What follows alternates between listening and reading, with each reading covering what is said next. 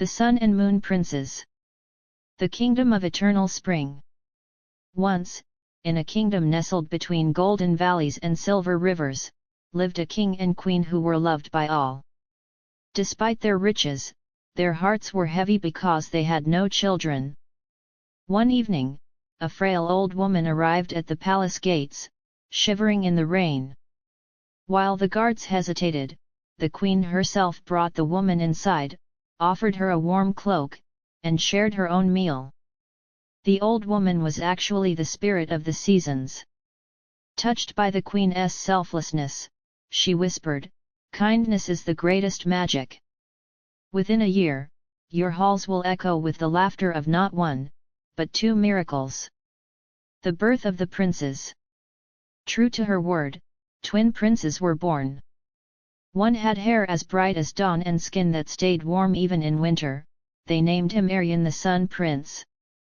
The other had eyes as deep as the midnight sky and a touch that brought a calming chill. They named him Kiran, the Moon Prince. As they grew, their powers emerged.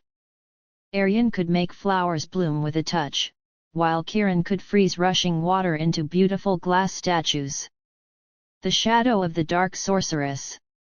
Far away in the mountains of silence, an evil sorceress named Eclipsa watched them.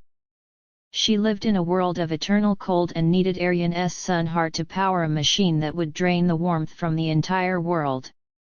One night, a thick purple mist entered the nursery. Before the guards could react, Aryan was gone, leaving only a scorched mark on the floor.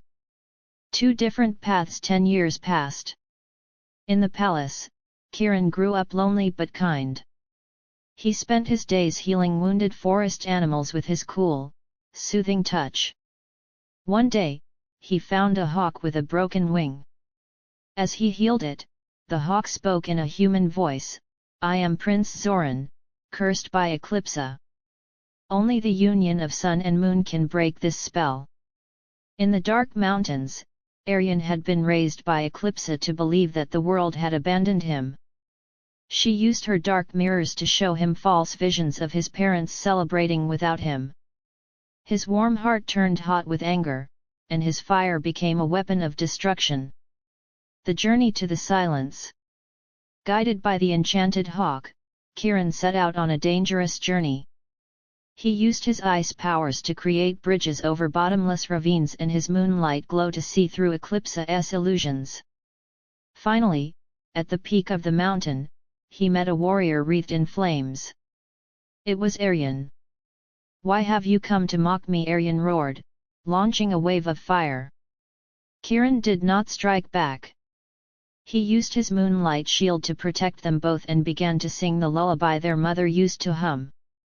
The power of 2. The melody pierced through Eclipsa's brainwashing.